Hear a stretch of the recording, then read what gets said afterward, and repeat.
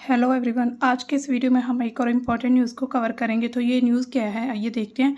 From operation Sindoor and Balakot to Meghdoot, how India has punished Pakistan 8 times in 7 decades. मतलब 7 दशकों में भारत ने पाकिस्तान को 8 बार हराया है। जो भी युद्ध हुए या कुछ भी ऑपरेशन हुआ है उसमें भारत ने पाकिस्तान को हर एक बार हराया है। और इतनी बार मुंह की खाने के बाद भी जो पाकिस्तान है वो अपनी हरकतों से बाज नहीं आ रहा है। भारत ने पाकिस्तान के खिलाफ सैन्य अभियान चलाए हैं। ये कार्रवाई आतंकी हमलों या सुरक्षा खतरों के बाद की गई है। पहलगाम हत्याकांड के बाद ऑपरेशन सिंदूर सबसे ताज़ा जवाब था। इससे पहले के अभियानों में बालाकोट हवाई हमला और उरी हमले के बाद सर्जिकल स्ट्राइक शामिल है। कारगिल संघर्ष के दौरान ऑपरेशन विजय भी इसमें उल्लेखनीय है। भारत का मानना है कि ये जवाब राष्ट्रीय सुरक्षा के लिए ज़रूरी है। भारत ऐसा कहता है कि ये जवाब देना भारत की तरफ से ये जवाब देना बनता था। भारत और पाकिस्तान के बीच कई युद्ध हो चुके हैं। कभी भारत का हिस्सा रहा पाकिस्तान बार बार घुसपैठ करने की कोशिश करता है, जो कि युद्ध का कारण बनता है। तो भारत पाकिस्तान के बीच जो विवाद है, जो सबसे बड़ा अगर हम विवाद देखें तो उसमें पीओके एरिया को लेकर है। मतलब पाकिस्तान ऑक्युपाइड कश्मीर एरिया जो है उसमें क्या है, पाकिस्तान कहता है कि ये एरिया मेरा है और भारत कहता है कि ये एरिया मेरा है। इसको लेकर ये विवाद चलते आ रहे हैं और ये युद्ध का रूप धारण कर लेते हैं। भारत पाकिस्तान का विवाद कब हुआ था, ये एक टाइमलाइन दी हो। 1947 में अगर हम देखें तो कश्मीर को लेकर, 1965 में फिर कश्मीर को लेकर, फिर 71 में बांग्लादेश जब आज़ाद होता है उसमें भी भारत और पाकिस्तान का युद्ध होता है। 72 में लाइन ऑफ कंट्रोल को लेकर जो स्थापित की गई थी। 84 में भारतीय सुरक्षा बल का सियाचिन ग्लेशियर पर कब्जा। 99 में कारगिल युद्ध होता है। पाकिस्तान से आए आतंकियों का भारतीय संसद पर हमला होता है 2001 में। 2007 में पानीपत के पास एक एक्सप्रेस में बम धमाका होता है। 2008 में मुंबई में आतंकी हमला लश्कर ए तैयबा का हाथ। 2016 में भारत ने पाकिस्तान ऑक्युपाइड कश्मीर में सर्जिकल स्ट्राइक को अंजाम देते हैं। 2019 की अगर हम बात करें तो पुलवामा में हमला करता है पहले पाकिस्तान, उसके बाद आईएएफ ने एलओसी पर जैश के आतंकी कैंपों पर हमला करते हैं। जो लश्कर जैश है, जो लश्कर ए जैश और लश्कर ए तैयबा, तो उस पर जो आतंकी संगठन है उन पर हमले किए जाते हैं। सबसे पहले हम बात करेंगे कि युद्धों की पृष्ठभूमि कैसे बनती है। भारत और पाकिस्तान को आज़ादी को 78 ईयर्स हो चुके हैं। पाकिस्तान बुधवार 14 अगस्त को अपना 78 स्वतंत्रता दिवस मना रहा है, जो कि भारत 15 अगस्त को अपना स्वतंत्रता दिवस मनाएगा। मतलब ये 24 की न्यूज़ है। इसके बाद जब होगा जो स्वतंत्रता दिवस आएगा 79 तो होगा पाकिस्तान का और भारत का भी।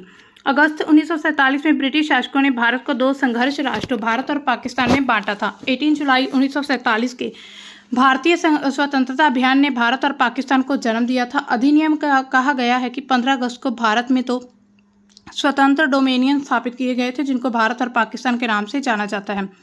ऐसे में ये बात ध्यान खींचती है कि भारत और पाकिस्तान का एक साथ आज़ाद हुए थे, लेकिन दोनों देश अलग अलग अपना स्वतंत्रता दिवस मनाते हैं। क्योंकि ये अगर हम बात करें तो ये 14 अगस्त की रात की बात है, जो कि करीब 12 बजे से कुछ आधा घंटा या घंटा पहले की बात है। उसके बाद जो 15 अगस्त को भारत आज़ाद हो गया था और 14 अगस्त को पाकिस्तान, तो इसी वजह से जो वो एक आधे घंटे का फ़र्क रहता है। 1947 की हम बात करेंगे सबसे पहले, जो कि जम्मू और कश्मीर को लेकर पाकिस्तान के बीच पहला युद्ध होता है।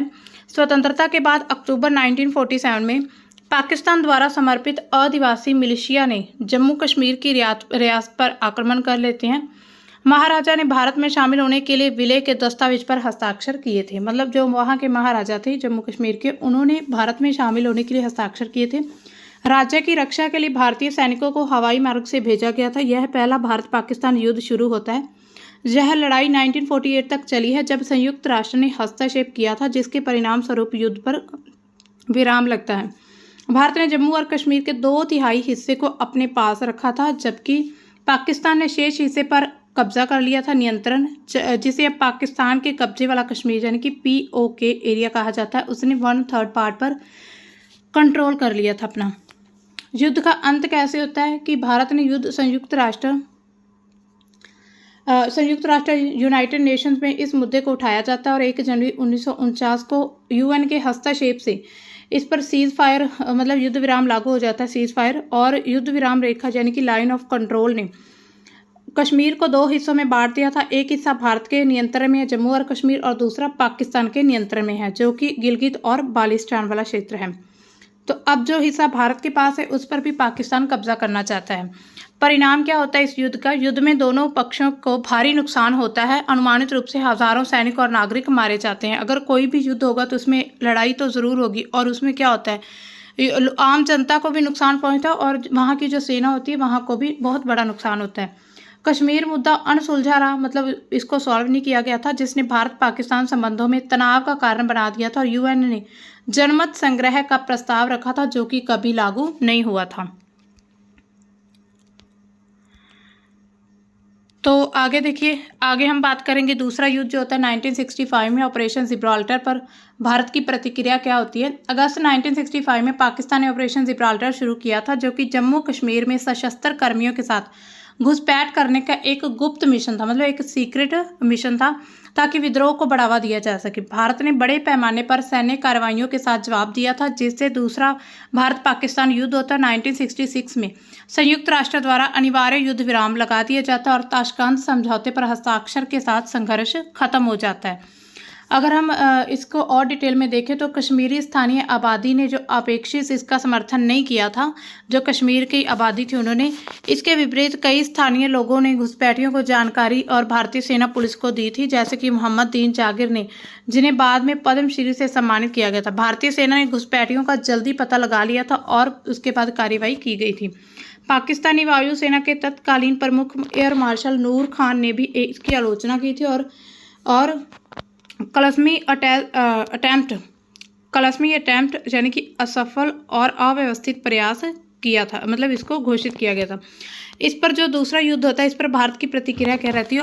भारत ने ऑपरेशन जिब्राल्टर के जवाब में ऑपरेशन रिडल और ऑपरेशन अल्बेज जैसे सैन्य अभियानों को भी अंजाम दिया था। ऑपरेशन रिडल क्या है? 6 दिसंबर 1965 को भारत ने लाहौर और कसूर की ओर जवाबी हमला शुरू किया था, जिसने पाकिस्तान सेना को भारी नुकसान पहुंचाया था। ऑपरेशन अल्बेज की अगर हम बात करें तो यह अप्रैल 1965 में पश्चिम सीमा पर रणनीतिक युद्ध तैयारी के लिए शुरू किया गया था। एक रक्षात्मक अभियान था, मतलब अपनी रक्षा करने के लिए अभियान चलाया गया था, जिसने 1965 के युद्ध के लिए भारत की सैन्य तैयारियों को मजबूत किया था। इसके परिणाम क्या होते हैं? ऑपरेशन जिब्राल्टर की विफलता हो जाती है और उसके बाद भारत और पाकिस्तान के बीच युद्ध छिड़ जाता है, जो कि सितंबर 1965 तक चलता है। युद्ध का अंत ताशकंद समझौते के साथ होता है, जिसमें दोनों देश अपनी पूर्व युद्ध स्थिति में लौट गए थे। भारत ने हाजी पीर दर्रा पाकिस्तान को वापस कर देते हैं, जिसे बाद में रक्षा मंत्री राजनाथ सिंह ने रणनीतिक चूक बताया था। इस युद्ध ने कश्मीर विवाद को और जटिल किया था और भारत पाकिस्तान संबंधों में स्थायी तनाव का कारण बढ़ता है। जी, अगर हम इसका इतिहास देखें तो ऑपरेशन जिब्राल्टर से भारत पर कब्जे की नापाक कोशिश की जाती है। 5 अगस्त 1965 को पाकिस्तान ने ये शुरू किया था। हजारों पाकिस्तानी लड़ाकों ने कश्मीरी बुनकर घाटी में घुसपैठ की थी, मतलब ज़बरदस्ती घुस गए थे। यही 1965 के भारत पाकिस्तान युद्ध की वजह बनता है और पाकिस्तान ने मुंह की खाई थी इस पर भी। फिर उसके बाद आता है 1971 का जो युद्ध होता है, वो भारत पाकिस्तान युद्ध के दौरान ऑपरेशन ट्राइडेंट किया जाता है। ट्राइडेंट, पहले हम युद्ध की बात करते हैं। 4 दिसंबर 1971 को भारत पाकिस्तान युद्ध के दौरान भारतीय नौसेना ने कराची बंदरगाह को निशाना बनाकर ऑपरेशन ट्राइडेंट चलाया था। भारतीय मिसाइल नौकाओं ने पाकिस्तानी नौसेना की संपत्तियां, ईंधन भंडारों को नष्ट कर दिया। इस हमले ने युद्ध के दौरान भारत को नौसैनिक शेषता प्रदान की थी, जिसका जो समापन होता है बांग्लादेश के निर्माण के साथ। मतलब ये जो युद्ध होता है इसके बाद से इसी दौरान ही बांग्लादेश एक स्वतंत्र देश बन जाता है। अगर 1971 के युद्ध की अगर हम पृष्ठभूमि की बात करें, सबसे पहले होता है पाकिस्तान का विभाजन। 1947 में भारत और पाकिस्तान के विभाजन के बाद पाकिस्तान को दो हिस्सों में पश्चिम पाकिस्तान, पूर्वी पाकिस्तान भौगोलिक और सांस्कृतिक रूप से अलग थे, जो उनमें बांट दिया जाता है। फिर बंगाली असंतोष होता है। पूर्वी पाकिस्तान में बंगाली आबादी को पश्चिम पाकिस्तान द्वारा आर्थिक, राजनीतिक, सांस्कृतिक रूप से दबाया जा रहा था। मतलब कि जो पश्चिम पाकिस्तान था, जो आज वाले पाकिस्तान की अगर हम बात करें तो जो आज वाला बांग्लादेश है उस पर पूरा कंट्रोल रखता था और उनका शोषण किया जाता था। तो वहाँ की जो भी भाषा थी वो भी बंगला भाषा थी, ठीक है। और संसाधन जैसे मुद्दों को तनाव बनाकर ये एक युद्ध का रूप ले लेते हैं। 1970 के चुनाव होते हैं, जिसमें क्या होता है, आम चुनाव में शेख मुजीबर रहमान की अवामी लीग ने पूर्वी पाकिस्तान में भारी जीत हासिल की थी, जिससे उन्हें केंद्र में सरकार बनाने का मौका मिला, लेकिन पश्चिम पाकिस्तान के सैन्य और राजनीतिक नेतृत्व ने इसे स्वीकार नहीं किया था। ऑपरेशन सर्च लाइट होता है इस पर। 25 मार्च 1971 को पाकिस्तानी सेना ने पूर्वी पाकिस्तान में बंगाली नागरिकों, बुद्धिजीवियों, अवामी लीग समर्थकों के खिलाफ ऑपरेशन सर्च लाइट शुरू किया था। इस नरसंहार में लाखों लोग मारे गए थे और करोड़ों शरणार्थी भारत में शरण लेने के लिए मजबूर हुए थे। युद्ध की शुरुआत कैसे होती है? मुक्ति वाहिनी से होती है। बंगाली नागरिकों और पूर्व सैनिकों ने मुक्ति वाहिनी नामक गुरिल्ला संगठन बनाया था, जो कि पाकिस्तान सेना के खिलाफ लड़ा गया था। भारत ने मुक्ति वाहिनी का प्रशिक्षण, हथियार और रणनीतिक सहायता प्रदान की थी। भारत का हस्तक्षेप क्या था? शरणार्थी संकट और सीमा पर बढ़ते तनाव के कारण भारत ने पूर्वी पाकिस्तान में हस्तक्षेप करने का फैसला किया था। 3 दिसंबर 1971 को पाकिस्तान ने पंजाब के भारत के पश्चिम मोर्चे, जिसमें पंजाब, राजस्थान, जम्मू कश्मीर पर हवाई हमले शुरू किए थे, जिसके जवाब में भारत ने पूर्ण युद्ध की घोषणा की थी। युद्ध का समय कितना रहता है? 3 दिसंबर 1971 से 16 दिसंबर 1971 तक ये चलता है, जो कि 13 दिन का था। यह आधुनिक इतिहास के सबसे छोटे युद्धों में से एक है, जो 1971 का युद्ध था। इसका अंत और परिणाम कैसे होता है? आत्मसमर्पण कर दिया जाता है पाकिस्तानी सेना के द्वारा, जिसे विजय दिवस के रूप में भारत और बांग्लादेश में मनाते हैं। बांग्लादेश का निर्माण होता है। इससे पूर्वी पाकिस्तान एक स्वतंत्र देश बांग्लादेश के रूप में उभर कर सामने आता है। शेख मुजीबुर रहमान इसके पहले नेता बनते हैं। युद्धबंदी होती है, जिसमें लगभग 93,000 सैनिकों युद्धबंदी बनाए गए थे, जिन्हें बाद में 1972 में शिमला समझौते के तहत रिहा कर दिया गया था। मतलब इनको अरेस्ट किया गया था, पकड़ लिया गया था, लेकिन बाद में इनको आज़ाद कर दिया गया था। इसमें मानवीय नुकसान भी बहुत होता है, जिसमें अनुमान ऐसा लगाया जा रहा है 3 लाख से 30,000 बंगाली नागरिक मारे जाते हैं। भारतीय सेना के लगभग 3900 सैनिक शहीद हो जाते हैं और 19,851 घायल हो जाते हैं। पाकिस्तानी सेना को भारी नुकसान होता है, जिसमें हजारों सैनिक मारे जाते हैं। शिमला समझौता के साथ खत्म होता है। भारत और पाकिस्तान के बीच शिमला एग्रीमेंट होता है और उसके बाद की स्थिति को सामान्य करने के लिए नियंत्रण रेखा को स्थापित किया जाता है। फिर आता है 1984 में सियाचिन में ऑपरेशन मेघदूत ऑपरेशन किया जाता है। 1 अप्रैल 1984 में भारत ने संदिग्ध पाकिस्तानी कदम से पहले लद्दाख में सियाचिन ग्लेशियर पर महत्वपूर्ण स्थानों पर कब्जा करने के लिए ऑपरेशन मेघदूत शुरू किया था। भारतीय सैनिकों ने साल्टोरो रिज पर नियंत्रण कर लिया, जिससे इस क्षेत्र में भारत की स्थायी उपस्थिति स्थापित हो गई थी। इस ऑपरेशन ने भारत को ऊंचाई वाले युद्ध के मैदान में रणनीतिक बढ़त दिलाई थी, जो कि आज भी मानव युक्त है। ऑपरेशन के तहत ये जो ऑपरेशन मेघदूत होता है, इसके तहत लगभग 300 सैनिकों को रणनीतिक चोटियों पर उतारा गया था। जब तक पाकिस्तान अपनी सेना भेजता था, भारतीय सेना पहले ही सालतोरो रेंज की ऊंची पहाड़ियां जैसे बिलाफोंड ला, सियाला पास या ग्योंग ला पर मोर्चा जमा चुकी थी। मतलब सियाचिन ग्लेशियर पर पहले ही जो पहुंच चुकी थी भारतीय सेना। 1999 का युद्ध होता है। फिर कारगिल संघर्ष के दौरान ऑपरेशन विजय जो किया जाता है 1999 में, पाकिस्तानी सैनिकों और आतंकवादियों ने जम्मू कश्मीर के कारगिल सेक्टर में भारतीय सैन्य चौकियों पर कब्जा कर लिया था।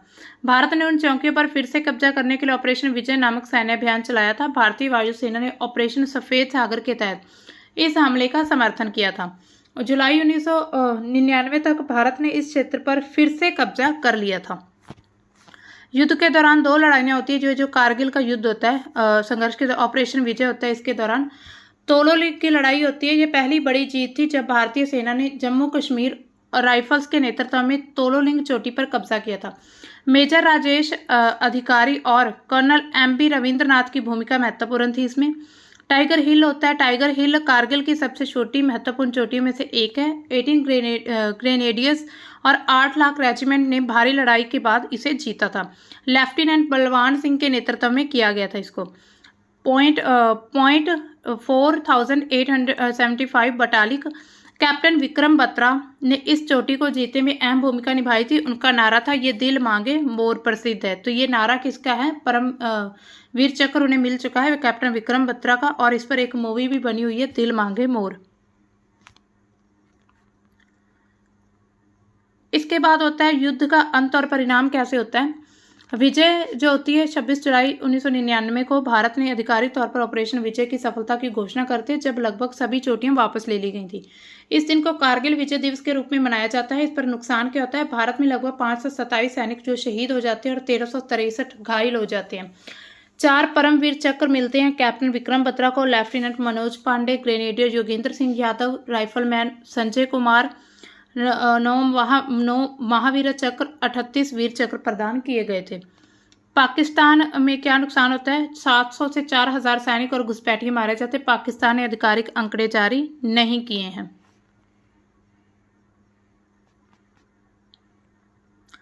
पाकिस्तान की हार हो जाती है। इसके बाद भी पाकिस्तान ने सैन्य और कूटनीतिक दोनों मोर्चों पर हार का सामना करना पड़ा। नवाज शरीफ ने बाद में इसे सैन्य नेतृत्व की गलती माना था। फिर होता है 2016 में उरी हमला होता है। उसके बाद सर्जिकल स्ट्राइक की जाती है। पहले पाकिस्तान आतंकवादियों ने उरी में भारतीय सैनिकों के जो कैंप है उन पर हमला करते हैं और 19 सैनिक मारे जाते हैं। 18 सितंबर 2016 की बात है। 10 दिन बाद फिर भारतीय विशेष बलों ने नियंत्रण रेखा के पास सर्जिकल स्ट्राइक की थी जिसमें आतंकी लॉन्च पैड को निशाना बनाया गया था। सैन्य अभियान महानिदेशक ने कहा कि हम घुसपैठ को रोकने के लिए कल रात इनमें से कई लॉन्च पैड पर सर्जिकल स्ट्राइक की है। तो ये होती है सर्जिकल स्ट्राइक। उसके बाद क्या होता है, परिणाम निकलता है इसका। नुकसान क्या होता है कि भारत ऐसा कहता है कि 7 से 8 लॉन्च पैड नष्ट कर दिए जाते और 38 से 50 आतंकवादी मारे गए। कुछ रिपोर्ट्स में पाकिस्तानी सेना के 2 से 5 सैनिकों के मारे जाने की भी बात कही जाती है। मतलब पाकिस्तानी सेना कहती है कि हमारे 2 से 5 सैनिक मरे हैं और भारतीय सेना कहती है कि 38 से 50 आतंकवादी मारे जा चुके हैं। भारतीय नुकसान क्या होता है, इसमें भारत ने आधिकारिक तौर पर कोई हताहत होने से इनकार कर दिया था। हालांकि एक सैनिक LOC पर माइन ब्लास्ट में घायल होता है। पाकिस्तान की प्रतिक्रिया क्या होती है, पाकिस्तान ने सर्जिकल स्ट्राइक के दावे को खारिज किया और यह कहा कि केवल LOC पर सीमा पर गोलीबारी की थी जिसमें उनके 2 सैनिक मारे गए थे। हालांकि अंतर्राष्ट्रीय मीडिया, विश्लेषकों और भारत के दावों को विश्वसनीय माना जाता है। सबूत क्या इसका, भारत ने ऑपरेशन के वीडियो फुटेज और अन्य सबूत गोपनीय रखे थे, लेकिन कुछ फुटेज में 2018 में सार्वजनिक भी किए गए थे। 2019 को होता है पुलवामा बमबारी के बाद बालाकोट हवाई हमला होता है। 14 फरवरी 2019 को पुलवामा में एक आत्मघाती हमलावर ने CRPF के 40 जवानों की हत्या कर दी थी। जैश ए मोहम्मद ने इसकी जिम्मेदारी ली थी। 26 फरवरी को भारतीय वायुसेना ने बालाकोट पर हमला कर दिया था जिसमें एक बड़े आतंकी प्रशिक्षण शिविर को निशाना बनाया गया। विदेश सचिव कहते हैं कि भारत ने बालाकोट में जैश ए मोहम्मद के सबसे बड़े कैंप पर हमला किया है। तब देखिए दोनों सरकारों का अलग अलग से कहना है, कोई क्या कहता है तो कोई क्या, लेकिन अगर देखा जाए ओवरऑल तो भारत ने हमेशा ही पाकिस्तान को युद्ध में हराया है, कोई सा भी युद्ध हो। फिर 27 फरवरी 2019 को हवाई संघर्ष होता है, पाकिस्तानी जवाबी कार्रवाई करती है। फिर 27 फरवरी 2019 को पाकिस्तानी वायुसेना ने भारतीय वायु क्षेत्र में घुसपैठ करने की कोशिश करते हुए जम्मू कश्मीर में सैन्य ठिकानों पर हमला करने की भी कोशिश करते हैं। भारतीय प्रतिक्रिया होती है, भारतीय वायुसेना ने तुरंत जवाब दिया। MiG-21 बाइसन विमान जिसे विंग कमांडर अभिनंदन वर्धमान उड़ा रहे थे, पाकिस्तानी F-16 विमान को मार गिराया था। अभिनंदन का कब्जा होता है। अभिनंदन का MiG-21 क्रैश हो गया था और POK में पैराशूट से उतरे थे जहां उन्हें पाकिस्तानी सेना में हिरासत में ले लिया गया था। भारत के कूटनीतिक दबाव, अंतर्राष्ट्रीय हस्तक्षेप के बाद पाकिस्तान ने 1 मार्च 2019 को अभिनंदन को रिहा कर दिया था। पाकिस्तानी नुकसान क्या होता है, भारत ने दावा किया कि एक F-16 मार गिराया था जिसके बाद में AMRAAM मिसाइल के मलबे से साबित किया गया। पाकिस्तान ने इसे स्वीकार नहीं किया था। तो यहाँ पर आप देख सकते हैं द ऑपरेशन क्या होता है, ये टाइम दिया हुआ है 3:45 होते हैं सुबह के। Strike at Jaba top Balakot terror camp पर होता है और 8 मिनट तक ये चलता है अटैक। 4 से 5 एक्सप्लोजन होते हैं और 1 घंटे में पूरा ऑपरेशन खत्म हो जाता है। फिर उसके बाद द अम्मो होता है, the on board the fleet, इसमें 12 माइलेज 2000 का होता है और 4 Sukhoi 30 MKI that did a forward sweep, मतलब ये जेट्स के नाम बताए गए हैं, ये शामिल थे उस समय। ये आप देख सकते हैं मायरेज है, बालाकोट ये जगह है और यहाँ पर मुजफ्फराबाद है। इसमें देखिए टेररिस्ट कैंप बताया गया, यहाँ पर बॉम्ब ब्लास्ट होता है और यहाँ पर भी टेररिस्ट कैंप और इधर बॉम्ब लगाया जाता है। फिर इधर भी टेररिस्ट कैंप और बैंक ये है चाकोठी में। इसके बाद परिणाम क्या होता है इस हवाई संघर्ष का, जो एयर स्ट्राइक होती है। भारत ने दावा किया कि हमले में 250 से 300 आतंकवादी मारे जाते जिसमें JEM के वरिष्ठ कमांडर और प्रशिक्षित शामिल थे। शिविर पूरी तरह से नष्ट हो गया था। भारतीय वायुसेना ने सैटेलाइट इमेज और खुफिया जानकारी के आधार पर नुकसान का आकलन किया था। कुछ अंतर्राष्ट्रीय रिपोर्ट्स ने स्थानीय स्रोतों के हवाले से कम नुकसान का दावा किया, लेकिन भारत के दावों को व्यापक समर्थन किया था। 2025 में अगर हम बात करें तो पहलगाम हत्याकांड के बाद ऑपरेशन सिंदूर होता है। अब देखिए ये जो हाल की बात है, मतलब ये प्रेजेंट की हम बात कर रहे हैं, जो भी अभी भी ऑपरेशन सिंदूर चल रहा है, जो कि अभी ख़त्म नहीं हुआ है, उसको पूरी तरह से अंजाम मतलब नहीं दिया गया है। हालांकि भारत ने तो पूरी तरह से उसको अंजाम दे दिया था। जो भी उनके 9 स्टेशन थे, आतंकवादियों के स्थान थे, ठिकाने थे, उन पर हमला किया गया था और उन्हें नष्ट भी कर दिया गया। अब बदले में जो पाकिस्तान है वो भी बदला लेना चाहता है और भारत पर वो काउंटर अटैक होता है वो कर रहा है। अभी 4 मई 2025 को आतंकवादियों ने पहलगाम में कई पर्यटक बसों की गोलीबारी की थी, जिसमें 26 लोग मारे गए थे और 40 से ज़्यादा लोग घायल हो गए थे। तो ये 22 अप्रैल की बात है, तब ये अटैक होता है। 7 मई को फिर भारत में ऑपरेशन सिंदूर शुरू करता है, जिसमें पाकिस्तान के कब्जे वाले कश्मीर में आतंकी ढांचे को निशाना बनाया जाता है, जो कि पाकिस्तान ऑक्युपाइड कश्मीर एरिया है। उसमें आतंकवादियों के जो संगठन है, जो ठिकाने, उनको निशाना बनाया जाता है, अटैक किया जाता है। रक्षा मंत्रालय ने कहा कि ये हमला नियत और ज़रूरी था। इसका उद्देश्य था आसन खतरों को बेअसर करना। ये ऑपरेशन सिंदूर है, आप इसमें देख सकते हैं। ऑपरेशन सिंदूर आपको पता ही है, जो भी अभी भी चल रहा है, जो मिसाइलों का एक दूसरे पर अटैक होता है, अभी भी लगातार जारी है। इसमें मुजफ्फराबाद, कोटली, भीमबर, चकाम्बू, गुलपुर, सियालकोट, मुरीदके, भावलपुर, तो ये सभी प्लेसेस हैं जहां पर ये ऑपरेशन सिंदूर का मतलब उसके द्वारा अटैक किया जाता है। इसमें यहाँ पर कैंप्स दिए गए, तो देखिए 21 कैंप हैं अभी भी, मतलब जो पाकिस्तान में हैं आतंकवादियों के। तो उसमें से जो 9 मेन कैंप थे, 9 उनको निशाना बनाया गया। सिर्फ ये आतंकी संगठनों को ही अटैक हुआ है। भारत जो भी वहाँ की पाकिस्तान सैन्य बल हैं उनको कोई भी नुकसान नहीं पहुँचा है। और पाकिस्तान अब ये बात बढ़ा चढ़ा कर कह रहा है कि हमारे जो यहाँ के सैन्य बल हैं उन पर अटैक हुआ। ऐसा बिल्कुल नहीं है। 7 मिनट में 9 टारगेट इसके तबाह हो जाते हैं, जो भी भारत के द्वारा टारगेट किए गए थे, और इसको एक प्लानिंग के साथ इसको शुरू किया जाता है, जिसमें कि सबसे पहला आता है शावई नाला कैंप, जो कि मुजफ्फराबाद शहर में है। और इसका जो आतंकी संगठन था वो लश्कर-ए-तैयबा का था। और इसके बाद अगर हम लश्कर-ए-तैयबा के संगठन अगर सारे देखें तो सबसे पहले मरकज़ अहले हदीस है, जो कि बरनाला में है। उसके बाद है मकरज़ तैयबा, जो कि मुरीदके में है। तो ये 3 हैं जो लश्कर-ए-तैयबा के। आगे जैश-ए-मोहम्मद मुजफ्फराबाद में है, साइदना बिलाल कैंप है इसका। और एक कोटली बहावलपुर में है, जहाँ पर तकरीबन जो भी क्रमानुसार मरकज अब्बास और मरकज सुमान अल्लाह, ये इनके संगठन थे जो टारगेट इनको बनाया गया था। उसके बाद हिजबुल मुजाहिदीन आता है, जो कि मरकज राहील शाहिद जो कोटली का था, और महमूना जोआ सियालकोट में थी, मतलब सियालकोट में था। तो ये भी एक जो संगठन था इसको टारगेट किया गया था। तो यहाँ पर आप मैप में भी देख सकते हैं, ये देखिए ये है। और यहाँ पर अगर आप देखेंगे तो ये पाकिस्तान ऑक्युपाइड कश्मीर है एरिया। ये जो ऊपर वाला एरिया है ना, ये पूरा यह वाला, तो इसको पाकिस्तान ऑक्युपाइड कश्मीर कहा जाता है। ये इस क्षेत्र में आता है। मुजफ्फराबाद, कोटली, गुलपुर, भीमबर, सियालकोट, मुरीदके, भावलपुर, चक Amru, LOC line of control यहाँ पर है। तो इस क्षेत्र में हमला किया गया था, हमला नहीं अटैक किया गया था, जिसके द्वारा मतलब जो कि ऑपरेशन सिंदूर के तहत किया गया था। तो ये थी हमारी आज की न्यूज़। इसमें आज हमने ये स्पेशल तौर पर यही देखा, जितने भी भारत में मेन जो बड़े 8 से 9 युद्ध हुए हैं, तो उनमें सभी में पाकिस्तान को हराया गया भारत के द्वारा। मतलब भारत के पास अच्छी क्वालिटी के वेपन्स है, अच्छी तकनीक है, तो इसके सामना अच्छे से कर रहा है पाकिस्तान का। लेकिन पाकिस्तान को भी आप कम ना समझिएगा, वो तो ऐसा है कि मतलब खुद को नष्ट होएगा ही, खुद का नुकसान करेगा, लेकिन साथ में भारत को भी ले डूबेगा। तो देखते हैं और क्या अपडेट्स आती हैं। लेकिन अभी हम फिलहाल आपको अपडेट बता दें कि पाकिस्तान के द्वारा भी पंजाब के कुछ एरिया में, राजस्थान के एरिया में, जम्मू कश्मीर के एरिया में मिसाइल के द्वारा अटैक किए गए हैं, जो कि अभी लेटेस्ट न्यूज़ आ रही है।